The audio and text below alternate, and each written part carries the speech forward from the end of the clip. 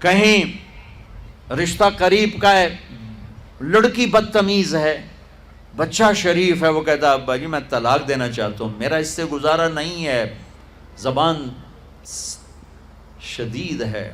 بچوں سے کہتا ہوں، ہاتھ جوڑتا ہوں، اللہ کا واسطہ کورٹ میرج نہ کرو، لو میرج نہ کرو، ماں باپ کی دعا لو، ماں باپ کی دعا لو، ماں باپ کی دعا لو، یہ کورٹ میرج لو میرج تمہیں تباہ کر دے گی، ہلاک کر دے گی۔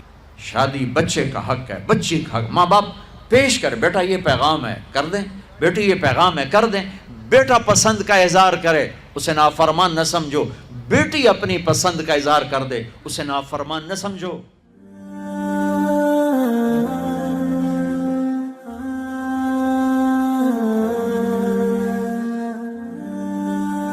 اپنے بچے بچیوں کی شادی میں ان کی رائے لو، ان کی رائے لو، ان کی رائے لو۔ ایک خاتون نے مجھے بتایا کہ میرا رشتہ آیا اور میرے ماں باپ دوسرے کمرے میں بیٹھ کے مشورے کر رہے کہ کرنا ہے کہ نہیں کرنا، مجھے پتہ ہی نہیں رہے کہ تیرا رشتہ آیا ہے۔ اور بچیوں سے پوچھنا عیب سمجھ، مجھے تمہارے کراچی کے نہیں پتا، میرے پنجاب کی تہذیب یہی ہے، بچیوں سے پوچھنا عیب، بس کر دیتا تیرا، ایتھا ہی کرنا ہے، ایتھا ہی کرنا ہے، اور کوئی گل دوئی ہے ہی کوئی نہیں۔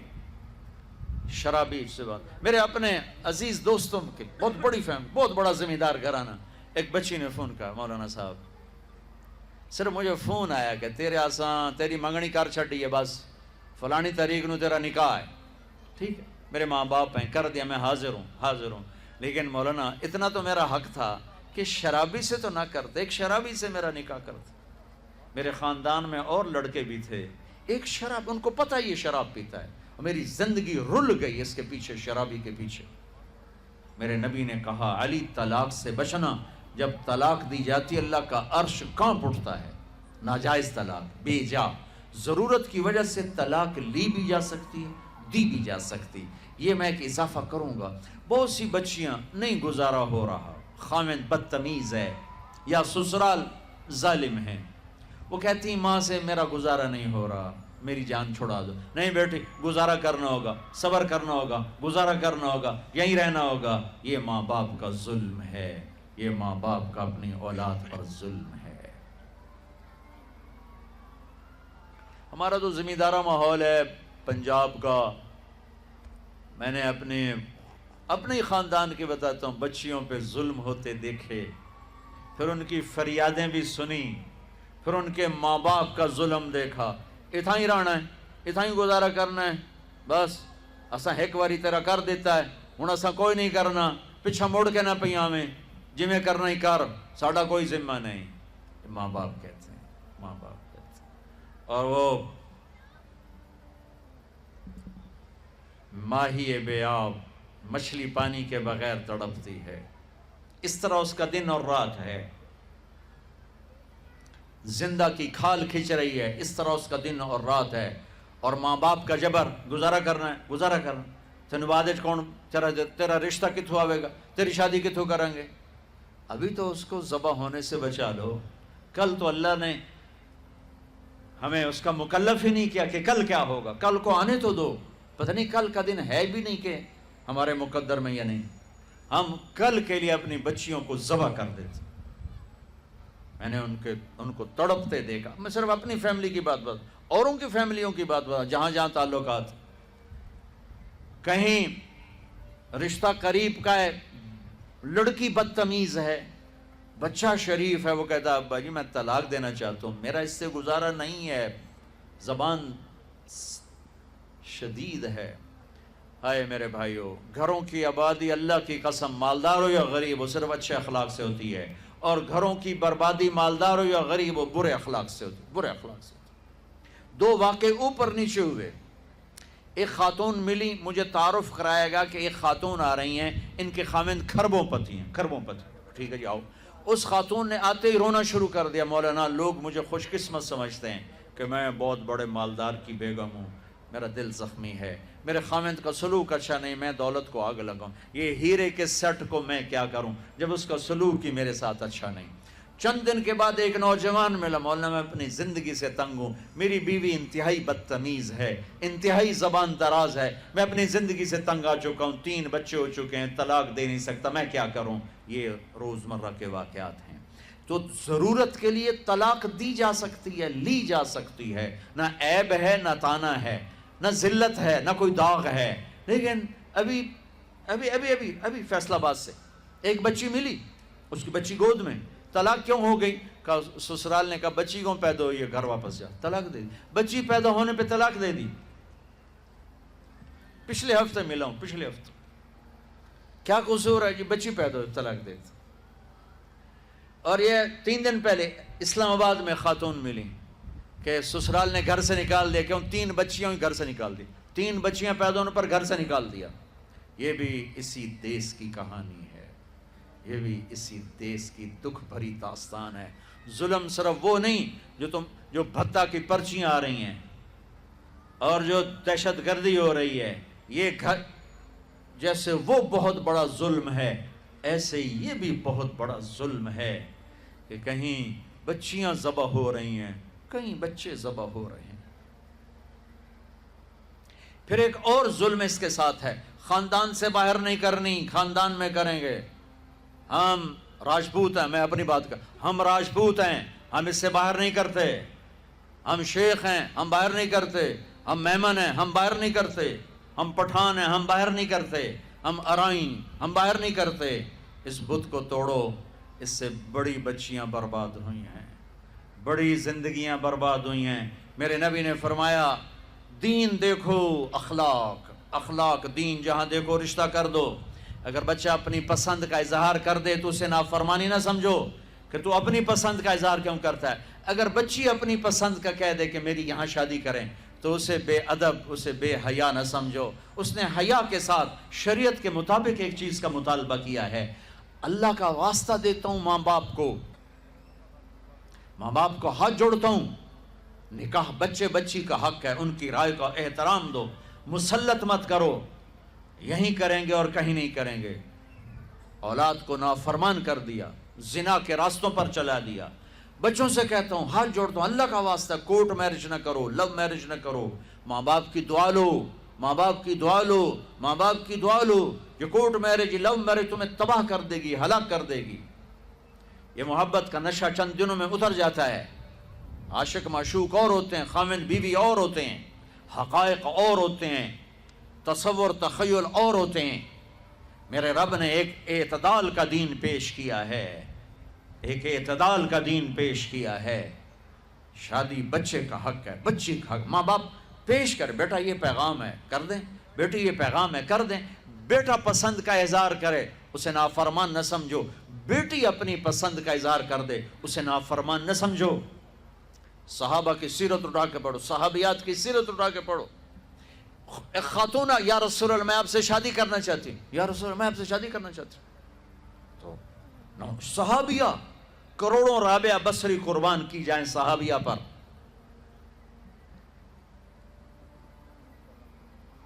ہاں، میرے نبی نے خاندان کا بت توڑا، اپنی قوم میں شادی کی. حضرت عائشہ قریش، حضرت حفصہ قریش، حضرت سودا قریش، ام حبیبہ قریش. ام حبیبہ دشمن خاندان سے، بنو امیہ، ابو سفیان کی بیٹی، ابو سفیان دشمن، اس کے گھر شادی کی. اس بت کو توڑا ہے.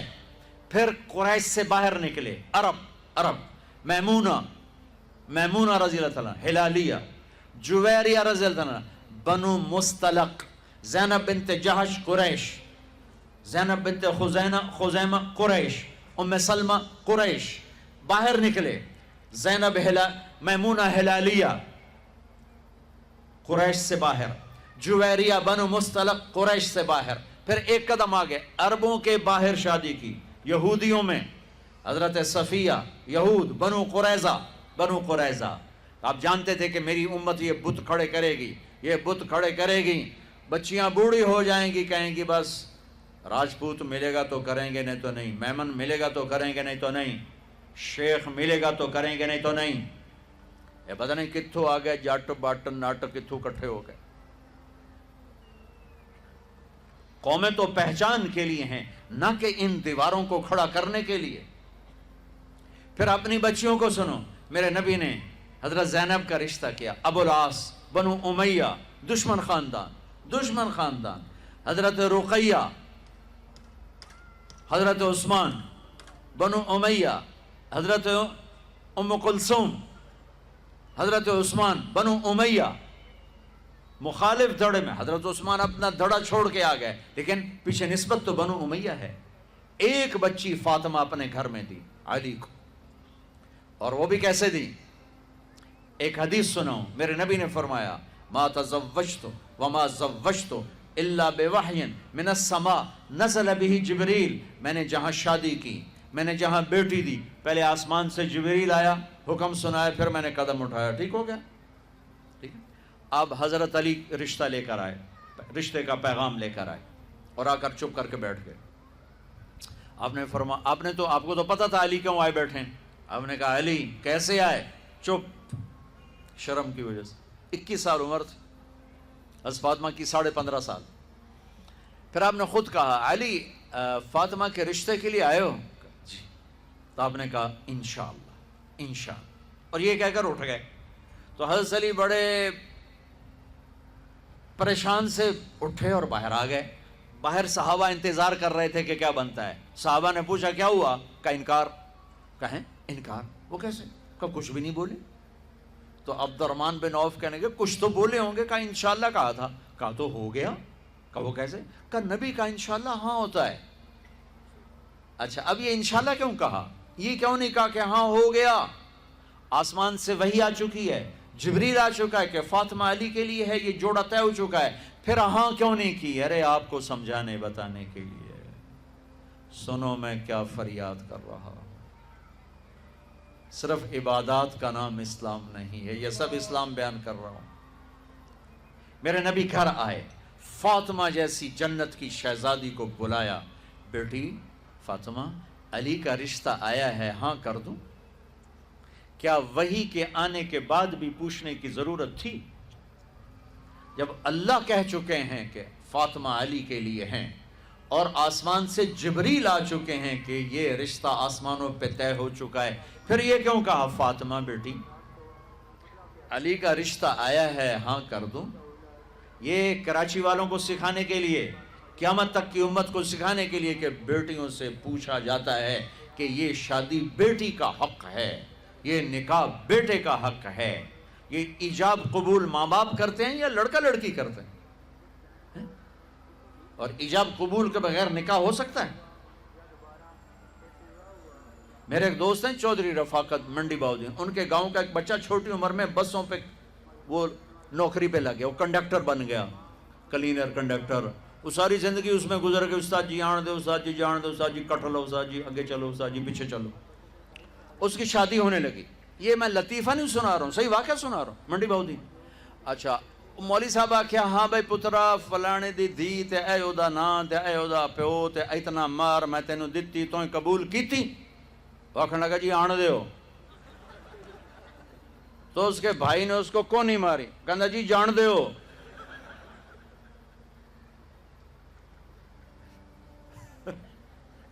وہ سمجھا چاہتے بھی آن دیو تو جان دیو، کٹ لو تو کر لو۔ ایجاب قبول کتنے ضروری لفظ ہیں کہ جب تک لڑکی لڑکا یہ نہیں کہیں گے نکاح نہیں ہوگا۔ یہ ماں باپ کا حق ہے، یہ بچوں کا حق ہے۔ تو آج ماں باپ کیوں ظلم کرتے ہیں کہ زبردستی اپنی مرضی کی شادی مسلط کرتے ہیں؟ اللہ کرے ہماری اولاد ہماری مرضی پہ شادی کرے۔ بچوں سے کہتا ہوں ماں باپ کی مرضی کی شادی کرو، ماں باپ کی مرضی کی شادی کرو، ماں باپ کی مرضی کی شادی کرو۔ میں تمہیں بغاوت کی راہیں نہیں دکھا رہا، لیکن جو ماں باپ جبر کر رہے ہیں میں اس کے سامنے ہاتھ جوڑ رہا ہوں، اس کے سامنے ہاتھ جوڑ رہا ہوں کہ واقعات سن سن کے دیکھ دیکھ کے میرا کلیجہ پکا ہوا ہے۔ میں اس لیے بول رہا ہوں، یہ وہ مضامین ہیں جو نئی ممبر سے بیان کیے جاتے، میں بول رہا ہوں کہ یہ میرے معاشرے کی دکھتی ہوئی رگیں ہیں۔ جہاں نیکی دیکھو وہاں رشتہ دے دو، چاہے خاندان، ہاں خاندان میں کو ترجیح دو، خاندان کو ترجیح دو، کوئی شک نہیں، کوئی شک نہیں، لیکن اگر خاندان میں جوڑ نہیں باہر تلاش کرو۔ ہمارے جی ہم بچی والے، ہم کیسے جائیں؟ بچی والے نہیں جا سکتے، یہ تو ہندوستان کی ہندی ثقافت ہے۔ میری بیٹی جوان ہے، میرے ذمہ میں اپنی بیٹی کا رشتہ تلاش کروں، میں جا کر کہوں بھئی میری بچی جوان ہے، اگر آپ کو مناسب لگے تو آپ ہمارا پیغام قبول کر لیں۔ لیکن ہم اپنی بچیوں کو بوڑھا کر دیتے ہیں، کوئی رشتہ آئے تو کریں، کوئی رشتہ آئے تو کریں۔ پھر ایک یہ رشتے کرانے والیوں کا چکر ہے، اس نے کتنے گھر تباہ کر دیے۔ تو ماں باپ سے کہتا ہوں رائے لو، اولاد سے کہتا ہوں ماں باپ کے خلاف نہ جاؤ، نہ جاؤ، نہ جاؤ، نہ جاؤ، برکت کیا دین سارا ہاتھ سے نکل جائے گا۔ لیکن سن لو میرے نبی کی زندگی اور بات اور سنت اور سیرت اور شریعت، فاطمہ علی کا رشتہ آیا ہے کر دوں؟ فاطمہ جیسی بچی انکار کر سکتی تھی اور علی جیسا رشتہ انکار کر سکتی تھی؟ وہاں ہاں کے سوا کچھ نہیں تھا۔ یا رسول اللہ جیسے آپ مناسب سمجھیں۔ یہ انشاءاللہ اس لیے کہا تھا کہ پہلے فاطمہ سے پوچھوں، پھر آپ اسی قدموں پر واپس آئے۔ علی جی مجمع اکٹھا کرو، مجمع اکٹھا ہو گیا، آپ ممبر پر کھڑے ہوئے، علی کو سامنے بٹھایا، کہا لوگو جبریل اللہ کا پیغام لائیں کہ میں اپنی بیٹی فاطمہ علی کے نکاح میں دے دوں۔ اور علی خطبہ پڑھنے کے بعد میں نے 400 درہم پر اپنی بچی کو تیرے فاطمہ بنت محمد کو تیرے نکاح میں دیا، تو نے قبول کیا؟ ویسے سامنے بیٹھے تھے، کہا جی قبول کیا، اور سجدے میں سر رکھ دیا۔ پھر جب رخصتی ہوئی تو آپ نے بلوایا۔ ایک اور بات چلی، بچی کو خود گھر چھوڑ کے آؤ سسرا۔ یہ کیسے احمق لوگ ہیں، یہ کہاں کی باتیں کرتے ہیں؟ فطرت کے خلاف، دین تو دین ہے، فطرت کے خلاف کہ بچی کو خامد کو سسرال کے گھر چھوڑ کے آ جاؤ۔ اس کے حقدار تو میرے نبی کی بیٹیاں تھیں۔ آپ نے علی کو بلایا، کہا اپنی امانت لے کے جاؤ۔ حضرت علی خود آئے، ساتھ ان کے بھائی عقیل آئے، ساتھ میں ایمن آئی، سلمان فارسی آئے، اور آپ نے علی کو اندر بلایا۔ فاطمہ کو دلہن بنایا گیا، عائشہ، ام سلمہ، حفصہ رضی اللہ عنہن نے دلہن بنایا۔ اور آپ نے فاطمہ کا ہاتھ پکڑ کے علی کے ہاتھ میں دیا، کہا علی نبی کی بیٹی مبارک ہو۔ پھر فرمایا میری بیٹی فاطمہ، میرے خاندان میں جو مجھے سب سے زیادہ محبوب تھا، میں نے تیرا ہاتھ اس کے ہاتھ میں دیا ہے۔ پوچھو اللہ کے واسطے پوچھو، یہ رشتہ بڑا اہم ہے۔ من آیات ہی، یہ میری نشانیوں میں سے میں نے خامد اور بیوی کا رشتہ بنایا۔ اللہ اس کو اپنی نشانیاں بتا رہا ہے، اس پر سینکڑوں آیات ہیں کہ یہ رشتہ باقی رہے، ٹوٹے نہیں، ٹوٹے نہیں، ٹوٹے نہیں۔ آج کا سسرالی ظلم، ساس سسر کا ظلم کتنے گھر برباد کر چکا ہے۔ کہیں بچیوں کی نادانی اور نافرمانی اور بد زبانی شریف ترین نوجوانوں کو ذلیل کر چکی۔ میں سب کو بیلنس کر کے بتا رہا ہوں، اپنے خامند کا حق پہچانو، اپنی بیوی کا حق پہچانو۔ میرے نبی نے فرمایا بہترین مسلمان جو بیوی سے اچھا سلوک کرے۔ میرے نبی نے فرمایا میری شریعت میں سجدہ ہوتا تو بیوی سے کہتا خامند کو سجدہ کر۔ بھائیو بہنوں، یہ معاشرت ہے، معاشرت، اس کو سیکھو، اس کو سیکھو۔